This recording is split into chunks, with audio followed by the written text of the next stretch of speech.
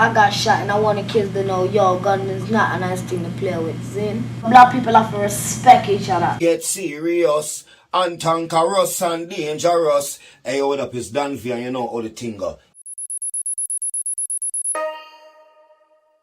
Kwame Byron Riley, aka Lil Vicious, born September 9th, 1980. Today's feature in the mid-90s was being groomed as the next big star in dancehall and reggae music.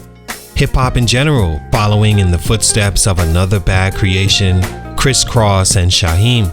What made Lil Vicious special was he had an entire booming market all to his own right before dancehall really entered their golden age. Lil Vicious was right on target. His song Freaks, featuring a beatboxing Dougie Fresh, was a radio sensation and a classic old school record in the world of dancehall music. His song Nika in the same year then released and became his most recognizable song to date. It placed 9 on the US rap chart and 69 in the top 100. Beenie Man actually had a song around that time called World Dance and wanted to gain more exposure in America. Lil Vicious, gaining traction at the time, went to Jamaica and met Beenie Man, who asked Vicious if he could make his next song with the same melody as World Dance. Nika was created and became a hit for Vicious and sent his career to another level. Soon, all of New York and Jamaica knew who Lil Vicious was, as he was being introduced to the world at the same time. Looking back at it now, I totally see what made Lil Vicious so popular, as opposed to how things eventually turned out. First of all, he was a child. Anytime children are advanced in their development, it amazes adults, and adults are who financially consume music. Of course, the kids love it too, but in those days where streaming wasn't a thing, you actually went and bought your favorite song and album. To see this kid have the music, mental understanding of adult life, and so much charisma made him stand out everywhere he went as the main sight to see. Being a child gave him a unique vocal tone as well, like all children have to some extent. When you add the talent he had performing in the studio, it made his sound infectious when he got in those melodic pockets.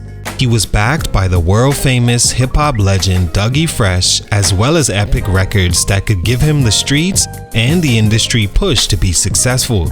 As long as those were intact, Lil Vicious couldn't lose. But like with all things living, we must grow and things must change. Not many child stars can transition successfully in any walk of life, because you literally have to change into a new person and have the fans like you just the same. Voice, looks, habits, personality all have to go through an important makeover that most child stars fail. Lil Vicious didn't make that transition successfully and didn't become the star he was expected. Here's why. Let's talk about it. It's your boy JC, Stunted Growth Music. Let's get it, man. This video is sponsored by Loops for Producers, the #1 site to get sounds for your production. Simply click the genre and product that catches your eye. On the product page, listen to the demos and choose the sound option you want to purchase. After purchase, you will receive the digital download to the email you provided. Unzip the file and drag and drop the sounds into your DAW. Let the creative juices flow. Loops for Producers, the #1 site for sounds. Take a minute to like, subscribe, and comment on who I should do next. Lil Vicious, or simply Vicious, is a dancehall artist, although labeled a rapper, from Brooklyn, New York, born and raised. His parents are both from Jamaica, hence the heavy Jamaican accent mixed with his Flatbush Brooklyn breeding. His father and older brother were really into music and influenced Vicious to be involved as well. He credits his father for creating the King Addies sound and giving him hope that he could make it out if he took music seriously. He did talent shows all over Brooklyn beginning at 5 years old. He was an opening act for Buju Banton and Shaba in New York when he met up with Dougie Fresh behind the Brooklyn Museum. Fresh expressed interest in him coming to the studio, and the rest was history.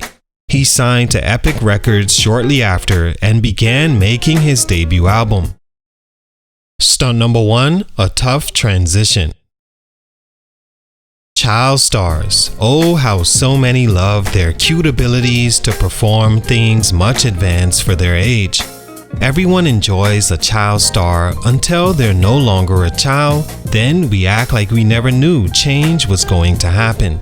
Around the time Shyheim was coming up, so was Lil Vicious. The two actually becoming friends in those times. Shyheim would feature on Lil Vicious' debut album that released in 1994. Both experienced pretty much the same, but Lil Vicious even more because he was huge and had so much potential, being able to represent multiple cultures and do it in a cool way.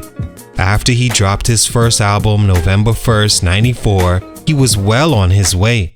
He had 2 songs that were smash hits, either dancehall or hip-hop, a Beanie Man feature, and Glock, the song he released about being shot in the foot, coming together with the Stop the Violence campaign to raise awareness. He was media trained and running off a childlike appeal until he had all grown up, and soon the potential he once had was realized to be failing. After his first album released, had been promoted, and was quite a success, the fans wanted more from Lil Vicious, but there was nothing left. Not as we knew it anyway. His sound was changing, he was growing and becoming more and more aware of who he was in the chess scheme, and lost his charisma the more he attempted to get away from the Lil and just be Vicious. But without that child star attraction, Vicious was just another rapper, and the fans settled for the past hits he had and left his new music on the table. Stunt number 2, Bad Management. I thought about this a lot, and without knowing the particular details of a contract signed 30 years ago, I have to place a bit of the blame for Lil Vicious not becoming who he was supposed to on the ones controlling his career at the time. Vicious had almost everything, at least to be a real child star, even if he failed to transition when he got older.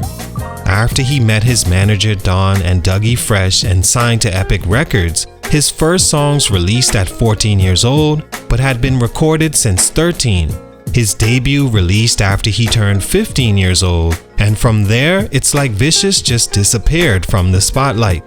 At 15, there was still a chance to salvage his child star transition, maybe getting him new vocal coaches to train his new post-pubescent voice, new writers to help inspire a hit like he had with Beanie, or anything to ease at least his sound from changing in a negative way and disappointing the fans, or even transitioning to the big screen, expanding the portfolio to ensure at least Vicious can land somewhere other than gone and forgotten.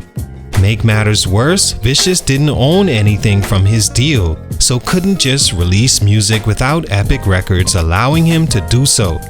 Whenever you see an artist's music on a place like YouTube in today's era, and it's uploaded by some random channel, that means the artist isn't allowed to create a channel around items that isn't theirs. Epic gets paid off all that. Album 1 came and went, and pretty much nothing from Lil Vicious after 1994. Almost 30 years go by and Vicious shows up again, having been dropped from Epic and evolving into now rapping over drill beats. Stunt number 3, missed his train. Finally, I think Lil Vicious simply missed his train to success. The one he has mentioned was lined up perfectly for, seeing as dancehall hit a golden age after Beanie took the look Vicious gave him and turned it into blowing up in the 90s, and dancehall becoming its most exciting in the early 2000s. Vicious would have been no older than 24 by 2004, in the prime of his career and ready to be passed the torch right before dancehall itself fizzled out in America. We can blame his transition, bad management, or whatever, but only Lil Vicious can completely answer to what he was doing from 95 to 2004 and beyond that made him not release any popular music or another album when he was in the prime of his life and living through 2 golden ages of reggae and dancehall. At the end of the day, I can't even blame him that much because he was just a child, signing these deals and putting his future in the hands of people who may have had their own interests at play.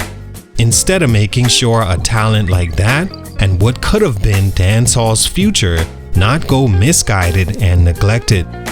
All in all, Vicious had a unique opportunity and at least for a short time got to live out his dream of being in the spotlight and being able to support his family doing what he loved. Most never get that chance, and he did at 14. His hit songs will always be remembered in hip-hop, reggae, and dancehall, but for these reasons, his growth was stunted. It's your boy JC, Stunted Growth Music, and I'm out.